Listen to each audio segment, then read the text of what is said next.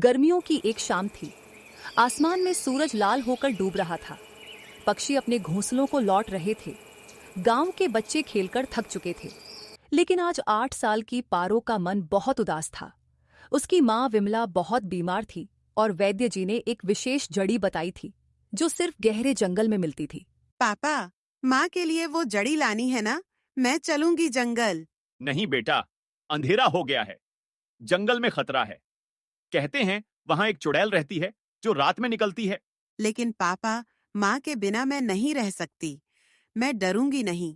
माँ ने कहा था, सच्चे दिल से की गई दुआ कभी व्यर्थ नहीं जाती। पारो अपने पिता की बात नहीं मानी। एक छोटी सी टॉर्च और एक थैला लेकर वह जंगल की ओर चल पड़ी। जंगल का रास्ता बहुत डरावना था। पेड़ों की घनी छाया, अजीब अजीब आवाजें। लेकिन पारो का हौसला बुलंद था। उसकी आंखों में अपनी माँ को स्वस्थ देखने का सपना था। डरना नहीं है, माँ के लिए जान भी दे दूंगी। तभी अचानक एक तेज हवा का झोंका आया और टॉर्च बंद हो गई। अंधेरे में पारो ने एक आवाज सुनी। कौन है वहाँ? कौन है जो मेरे जंगल में घुस आया?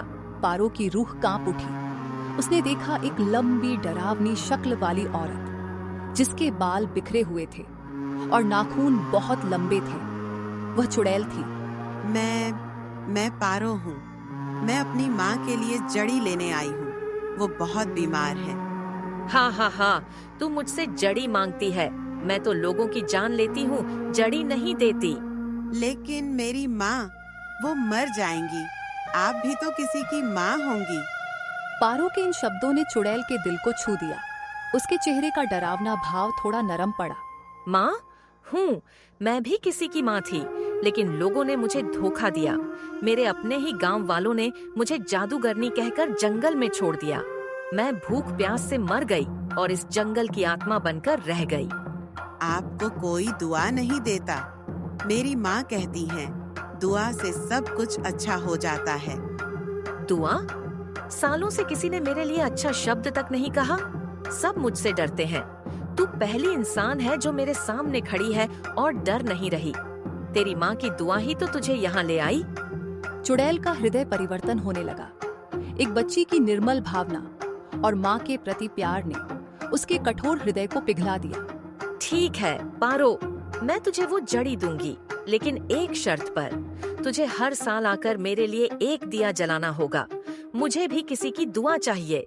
जरूर, मैं आऊंगी और मैं आपके लिए दुआ भी करूंगी। चुड़ैल ने पारो को वो दुर्लभ जड़ी दी।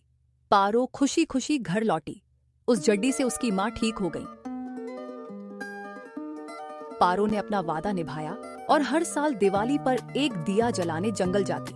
कहते हैं धीरे धीरे चुड़ैल का डरावना रूप बदल गया और एक दिन वो जंगल से हमेशा के लिए गायब हो गई। शायद उसे किसी की दुआ से मुक्ति मिल गई। और इस तरह एक छोटी सी बच्ची की हिम्मत और एक माँ की दुआ ने न सिर्फ एक जान बचाई, बल्कि एक पीड़ित आत्मा को शांति भी दिलाई।